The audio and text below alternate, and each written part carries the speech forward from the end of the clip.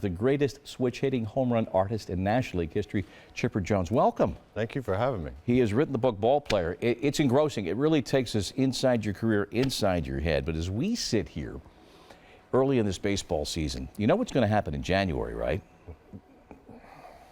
Your name's going to be on the Hall of Fame ballot. Your name's on the Hall of Fame ballot.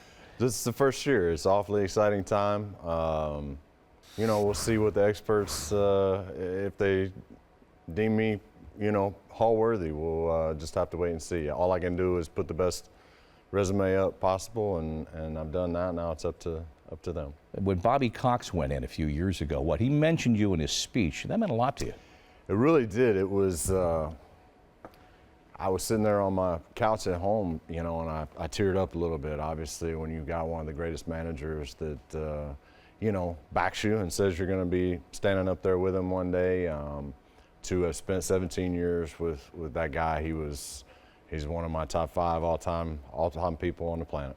Because, as you write about in your book, when you ran into a tough patch personally in your life, he's one of the first people why was he one of the first people you went to? Well, I felt I owed him an explanation. My life was coming apart at the seams, and I was playing terribly, having trouble compartmentalizing my off the field with my on the field. And I went into his office and I said, look, Bobby, I got to apologize to you. I'm playing terribly, but my life is falling apart. He said, hey, go home, get it straightened out.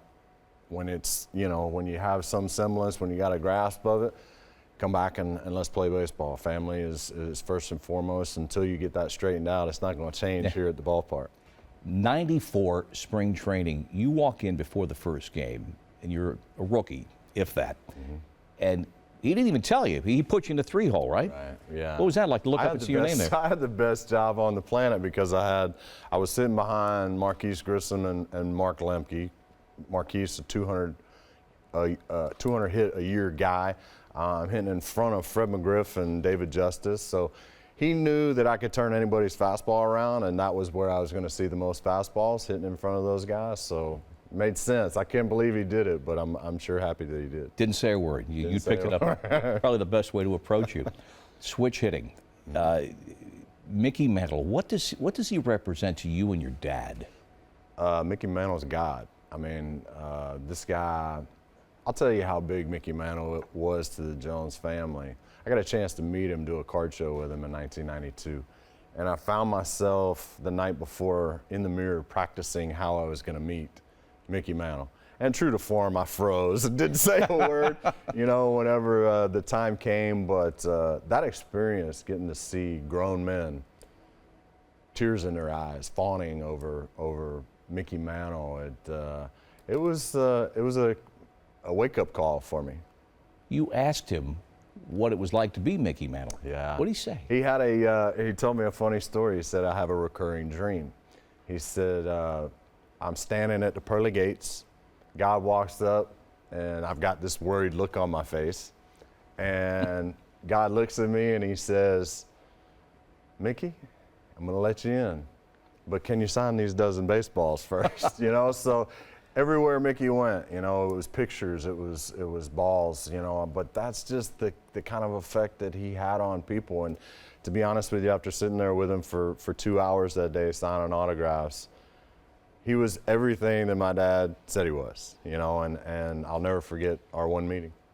And then you've got a lot of numbers on your baseball card, but you remembered specifically the night you topped the Meccan RBIs. Yeah, we were in San Diego, and it, I think it was my second to last year. And, my dad is 2 hours ahead of us.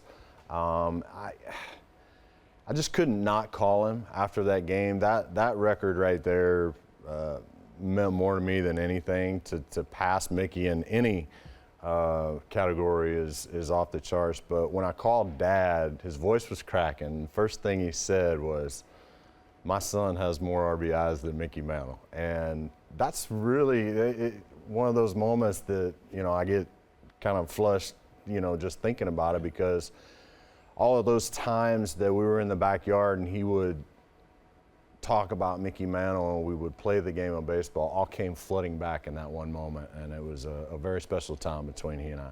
I want to talk to you about a couple of things from your career. One, you dipped A lot of players dipped. You gave it up a couple of years ago. In fact, I think even after you retired. Take me through the decision-making process and what was going through your head. Dipping is a tough one for me. It's gone on and off.